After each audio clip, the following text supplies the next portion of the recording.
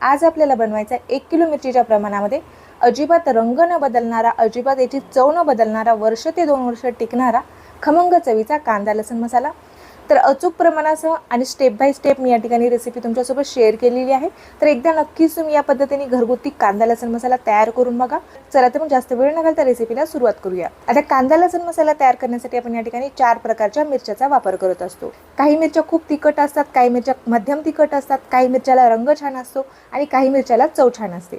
त्यामुळे आपण या ठिकाणी 4 प्रकारच्या मिरच्या घेतलेल्या आहेत। तर सगळ्यात अगोदर मी या ठिकाणी तुम्हाला काश्मीरी मिरची दाखवत आहे। आपण 100 ग्राम काश्मीरी मिरची घेतलेली आहे। सर्व मिरच्या तुम्ही सारख्या प्रमाणामध्ये पाव किलो घेऊ शकता, पण मी या ठिकाणी काश्मीरी मिरची 100 ग्राम घेतलेली आहे, जी रंगाला खूप मस्त असते।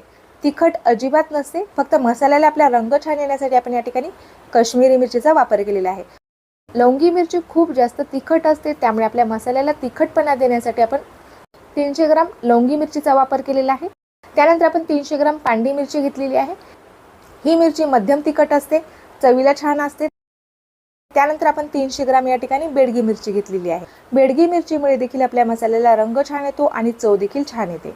तर मिरच्या मी छान उन्हामध्ये सुकवून घेतलेल्या आहेत। मस्त अशा मिरच्या आपल्या वाळलेल्या आहेत। याचे जे देठ आहेत ते आपण काढून घेतलेले आहेत। अर्धा किलो कांदा आपण उभ्या आकारामध्ये पातळ असा कट करून घेतलेला आहे। काही साहित्य आपण 10 ग्राम घेतलेले आहेत, काही साहित्य आपण 20 ग्राम घेतलेले आहेत, काही साहित्य आपण 30 ग्राम घेतलेले आहेत आणि काही साहित्य आपण या ठिकाणी 50 ग्राम घेतलेले आहेत। तर 10 ग्राम मध्ये आपण या ठिकाणी हिंग घेतलेला आहे।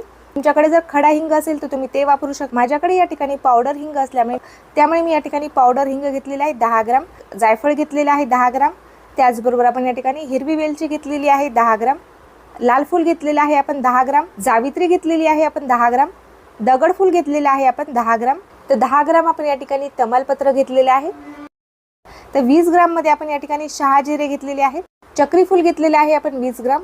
मसाला वेलची घेतलेली आहे आपण 20 ग्राम। दालचिनीचं पावडर मी या ठिकाणी 20 ग्राम घेतलेलं आहे। तर माझ्याकडे दालचिनीचं पावडर होतं तेच मी या ठिकाणी घेतलेलं आहे।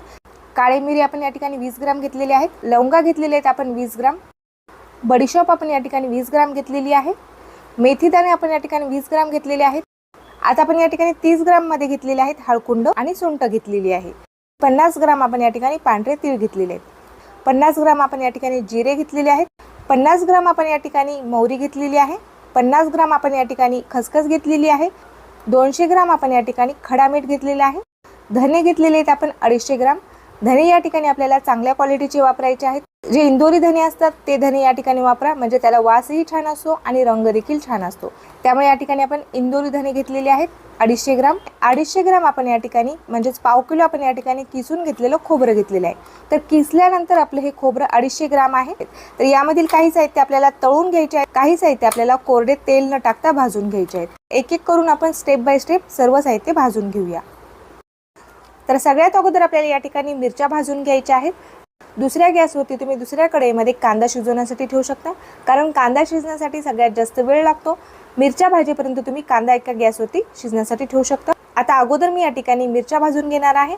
सगळ्यात अगोदर काश्मीरी मिरची भाजून घेऊया। कढईमध्ये जेवढ्या बसतील तेवढ्याच मिरच्या आपल्याला घालायच्या आहेत। मध्यम गॅसवरती आपल्याला या मिरच्या भाजून घ्यायच्या आहेत। मिरच्या मी छान उन्हामध्ये सुकवून घेतलेल्या आहेत, त्यामुळे आपल्याला भाजण्यासाठी जास्त वेळ लागणार नाही।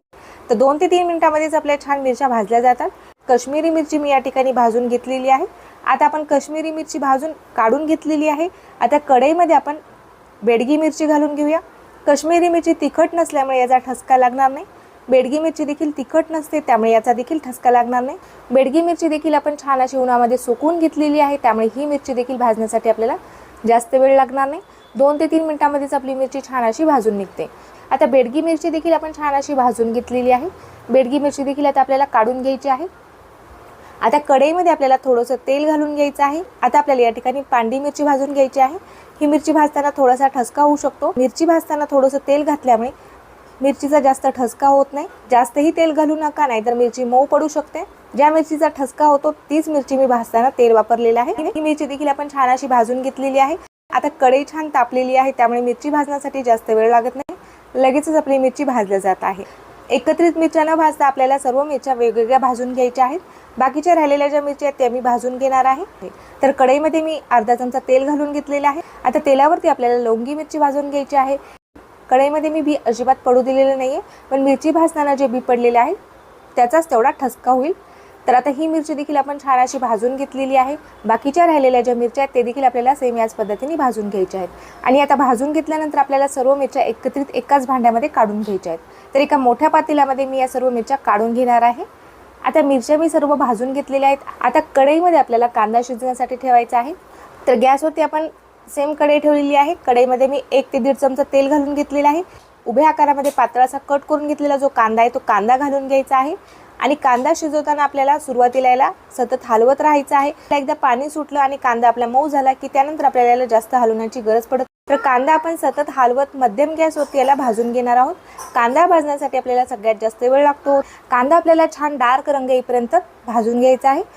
एक 7 ते 8 मिनिट मी कांदा भाजून घेतल्यानंतर आपल्या कांद्याचा रंग हलकासा डार्क झालेला आहे। कांद्यामधील जे पाणी ते पूर्णपणे आपल्याला आटून घ्यायचं आहे। कांदा आपल्याला पूर्णपणे कोरडा आणि ड्राय करून घ्यायचा आहे। त्यामुळे आपला मसाला जास्त दिवस टिकतो आणि खराब होत नाही। एकदम डार्क रंगामध्ये कांदा भाजून घेतल्यामुळे आपल्या मसाल्याला चव देखील छान येते। त्यामुळे आपल्याला कांदा एकदम छान असा डार्क रंगामध्ये भाजून घ्यायचा आहे। तर मस्त असा आपण हा कांदा 20 ते 25 मिनिट भाजून घेतलेला आहे। कांद्यामध्ये आता अजिबात पाणी नाहीये। कांद्याचा रंग देखील एकदम छान डार्क असा झालेला आहे। आता आपल्याला गॅस बंद करायचा आहे आणि कांदा आपल्याला एका भांड्यामध्ये काढून घ्यायचा आहे। आता आपल्याला धने भाजून घ्यायचे आहेत। तर धने देखील मी उन्हाला छान असे सुकून घेतलेले आहेत। धने देखील आपले छान सुकलेले आहेत। आता धने देखील आपल्याला छान खमंग असे भाजून घ्यायचे आहेत। मध्यम गॅसवरतीच आपल्याला सर्व मसाले भाजून घ्यायचे आहेत। धने देखील भाजण्यासाठी आपल्याला जास्त वेळ लागत नाही। 4 ते 5 मिनिटांमध्ये आपले धने छान असे भाजले जातात। तर धने देखील मी या ठिकाणी छान असे भाजून घेतलेले आहेत। आता धने आपल्याला एका वेगळ्या भांड्यामध्ये काढून घ्यायचे आहेत। आता कढईमध्ये आपल्याला सुक्या नारळाचा कीस भाजून घ्यायचा आहे। तर नारळाचा जो कीस आहे तो देखील भाजण्यासाठी आपल्याला एक 10 ते 15 मिनिट लागतात। खोबऱ्याचा कीस देखील आपल्याला मध्यम गॅसवरती छान भाजून घ्यायचा आहे। याला आपण सतत हलवत राहिल्यामुळे खोबऱ्याच्या किसाला एकसारखा असा रंग येतो। त्यामुळे आपण चमच्याने याला सतत हलवत राहिलेला आहे आणि मध्यम गॅसवरती आपण खोबऱ्याचा कीस देखील भाजून घेतलेला आहे। खोबऱ्याच्या किसाचा देखील रंग डार्क झालेला आहे। छान डार्क रंगामध्ये आपण खोबरं देखील भाजून घेतलेलं आहे। आता खोबऱ्याचा कीस आपण काढून घेऊया। खोबऱ्याचा कीस आपल्याला वेगळ्या भांड्यामध्ये काढून घ्यायचा आहे। कांदा मी एका वेगळ्या भांड्यामध्ये काढलेला आहे। आता आपल्याला दगडफूल भाजून घ्यायचं आहे। कढईमध्ये आपण दगडफूल घालून घेतलेले आहे आणि दगडफूल आपल्याला छान असं भाजून घ्यायचं आहे। तर मध्यम गॅसवरती आपण दगडफूल देखील छान असं भाजून घेतलेले आहे। भाजलेलं दगडफूल देखील आपल्याला काढून घ्यायचं आहे। आता या ठिकाणी आपल्याला तमालपत्र भाजून घ्यायचं आहे। तमालपत्र देखील आपल्याला छान असं भाजून घ्यायचं आहे। अशा पद्धतीने आपण याचे बारीक तुकडे करून कढईमध्ये टाकून घेतलेले आहे। त्यामुळे व्यवस्थित असं भाजलं जातं। आता याला देखील आपण छान असं भाजून घेतलेलं आहे। आता तमालपत्र देखील आपल्याला काढून घ्यायचं आहे। जे कोरडे मसाले आपल्याला सुरुवातीला भाजायचे आहेत ते मसाले भाजून घेऊया सुरुवातीला। आता आपण कढईमध्ये तीळ घालून घेतलेले आहेत। तीळ देखील आपल्याला छान खमंग असे भाजून घ्यायचे आहेत। तीळ तडतड होईपर्यंत आपल्याला भाजून घ्यायचे आहेत। तर तीळ देखील भाजण्यासाठी आपल्याला जास्त वेळ लागत नाही। तीळ देखील आपले 2 ते 3 मिनिटांमध्ये छान असे भाजले जातात। मध्यम गॅसवरतीच आपल्याला सर्व मसाले भाजून घ्यायचे आहेत। तीळ देखील मी भाजून घेतलेले आहेत आणि आपण तीळ देखील एका भांड्यामध्ये काढून घेतलेले आहेत। आता आपल्याला या ठिकाणी जिरे भाजून घ्यायचे आहेत। जिरे भाजण्यासाठी देखील आपल्याला जास्त वेळ लागत नाही। तर जिरे देखील आपल्याला कोरडे भाजून घ्यायचे आहेत। तेलाचा अजिबात वापर न करता आपल्याला जिरे देखील कोरडे भाजून घ्यायचे आहेत।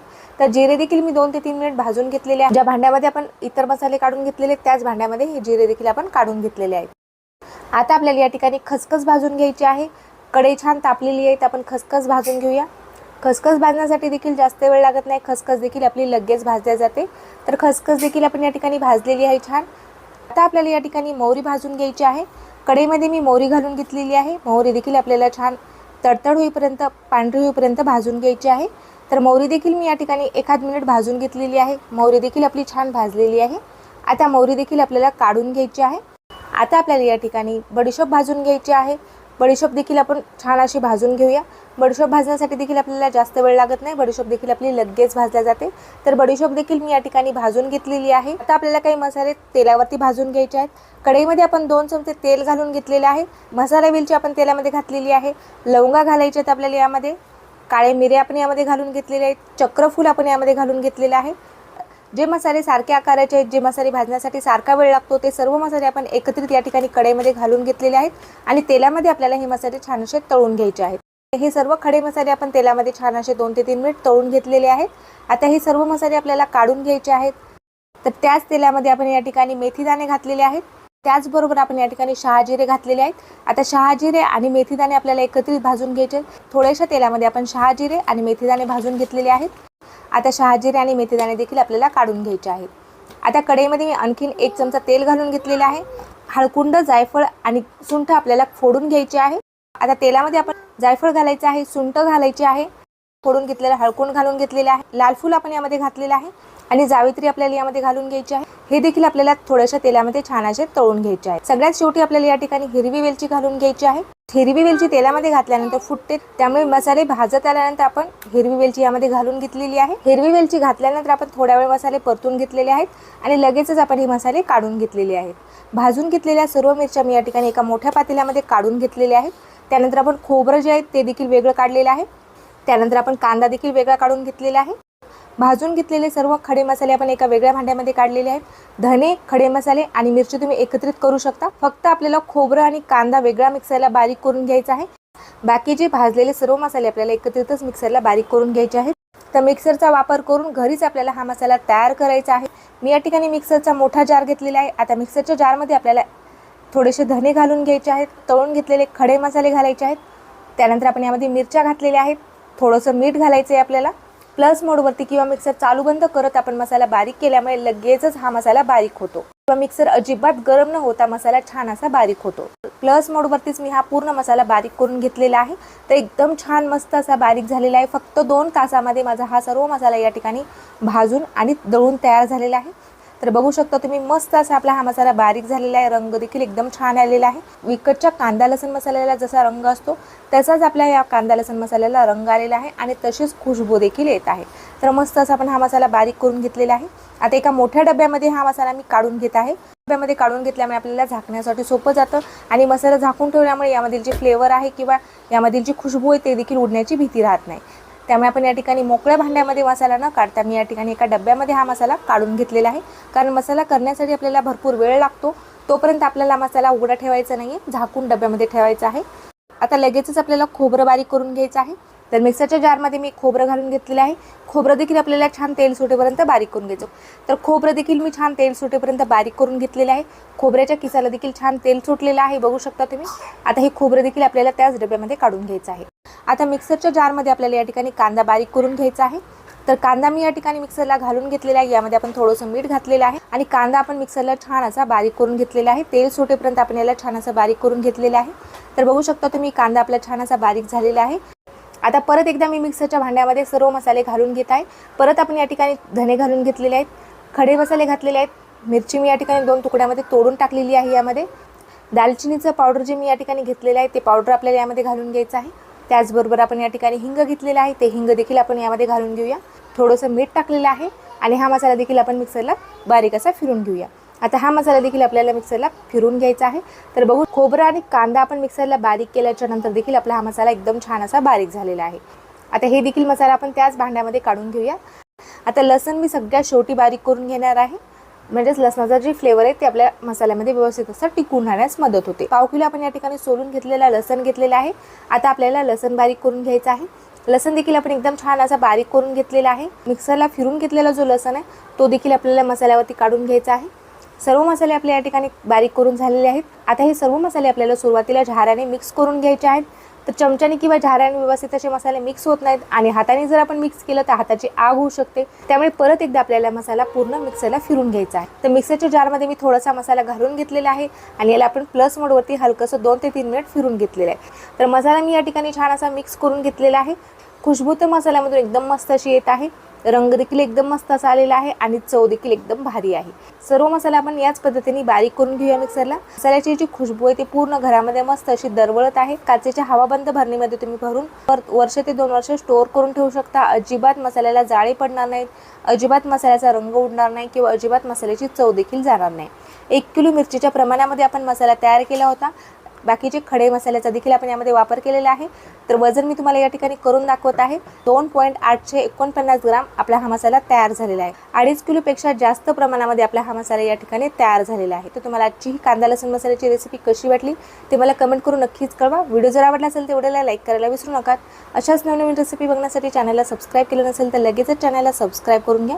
भेटूया तशीच एखाद्या छानशा आणि नवीन रेसिपीसोबत, तोपर्यंत धन्यवाद।